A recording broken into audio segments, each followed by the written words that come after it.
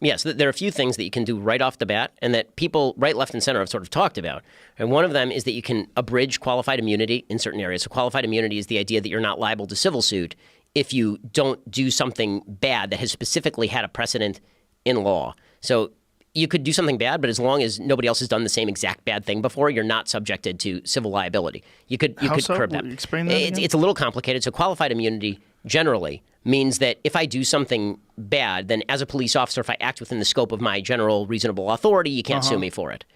The actual way if you do something bad, what if you shoot somebody while you're operating? Right. So the reason that qualified immunity, as currently understood under Supreme Court doctrine, is too broad, is because that the standard used to be you would have to act as a reasonable police officer. If you acted as a reasonable police officer and you took a reasonable action, right? Somebody went for their waistband, they had an object in there, you didn't know if it was a gun, you shot them, right? You wouldn't presumably be suable because that's still reasonable. You track a guy down, you shoot him in the back, and then you plant a gun on him, that presumably would be suable, right? He'd be personally liable. I understand what you're so saying.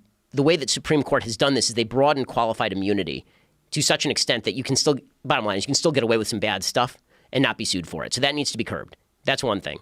Second, police union contracts need to be utterly redone across the country.